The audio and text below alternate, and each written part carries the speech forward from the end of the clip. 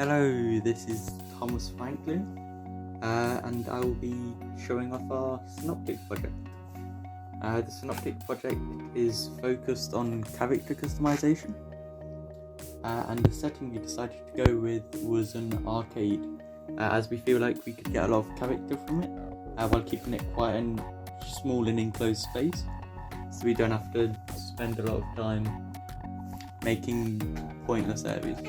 This was my first arcade model, UV and wrap.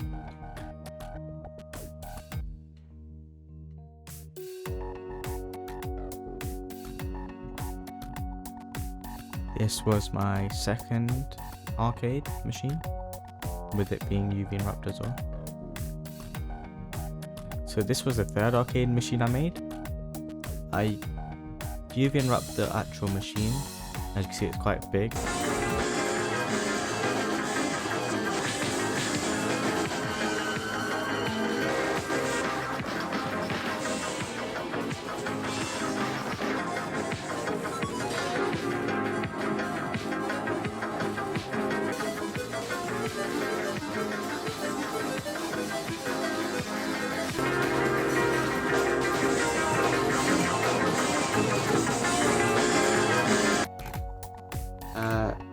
To start off, we have the main menu screen with these three options. Quit will of course quit the game, which you can also do by clicking escape at any time in the game. Next we have options, which has these three graphic options. Medium is just the base normal resolution. High and low will in their own respects increase or decrease the resolution. We'll keep it on medium for now. And we finally have start, which will of course we start off in this dimly lit room, but it will slowly gain brightness. So here I'm showing how the fingers usually work on the normal rig. Here you can see how both do not properly work with each other. One cannot be the maximum size while the other is the maximum size. Here is another one where the arms at maximum size do not fully work.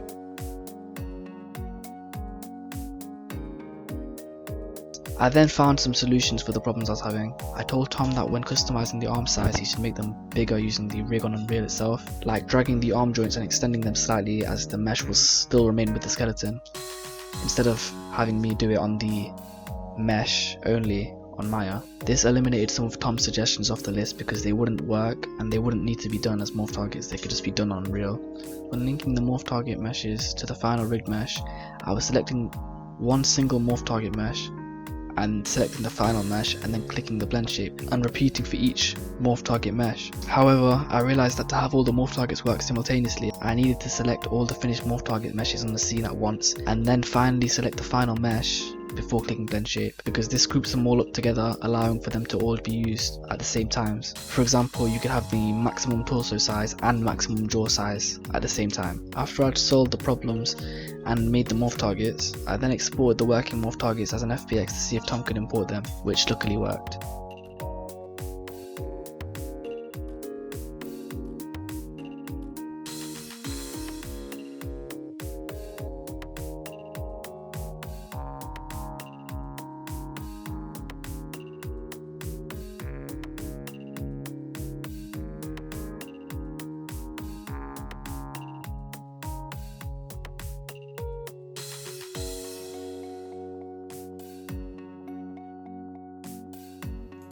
And then we start off by selecting our gender. We'll go with female to start. Here we have sliders, in which you can indicate what you want your character to look like. We have skin tone. We'll stick with the default for now. We have hair type, in which we have 9 different options: 4 male, 4 female, and bold. We have that. And then we have these different colours for players to select. Go with ginger for now. And then finally we have the morph targets and the actual character changing sliders. We have draw forward, which is quite hard to see from this angle. We have draw down, which is easier to see from this angle. Still quite hard to see. Then we have torso width, which is quite easy to see. Around half. And width of the hips, which you can see slightly at the bottom there. We have finish customization. If you want to go in like this, we're going to do return to gender select for now. This character will stay for our female, and we'll keep everything here, so we can click finish customization and go in as this character. But all of the sliders will be reset, and then we can change the customizations again and check that. But for now, we'll go to the male, who has his own sliders. We have hair type, hair color, and skin tone as before.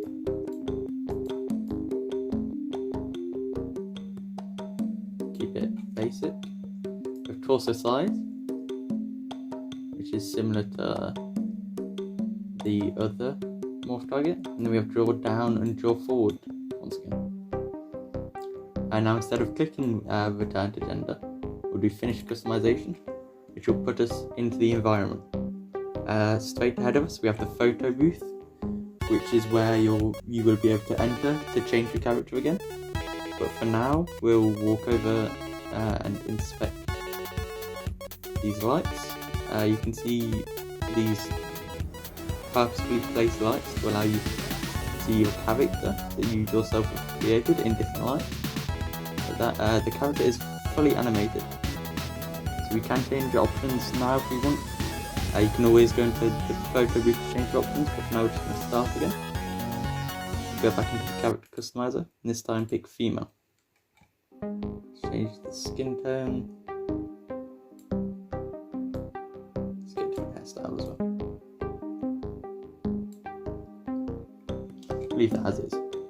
We'll finish customization, and here you will be able to see a problem that we ran into while coding. Is that the rig for this character, their skeleton, whilst very similar to the male skeleton, I'd say they're pretty much identical. Actually, I think they are identical. For some reason, when we apply the animation to it, the arms will bend really strangely, and the legs will also bend slightly weirdly. That's hard to see, but it's still fully animated. You can still go around as you want.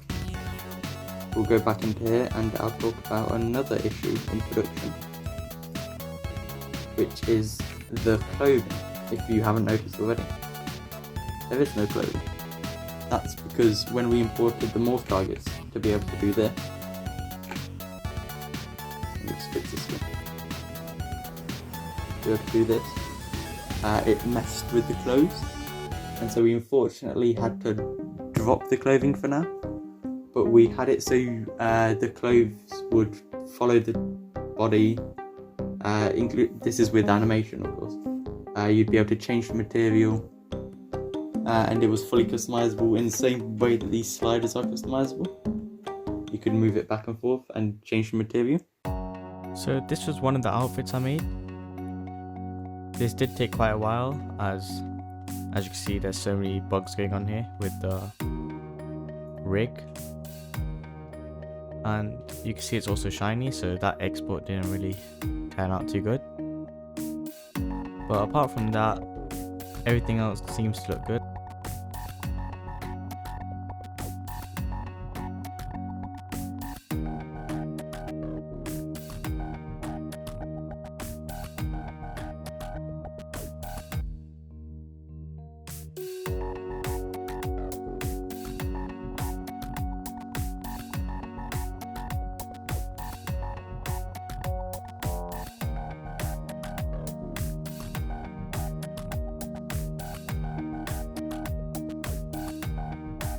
There you go, and this is pretty much the end of the review.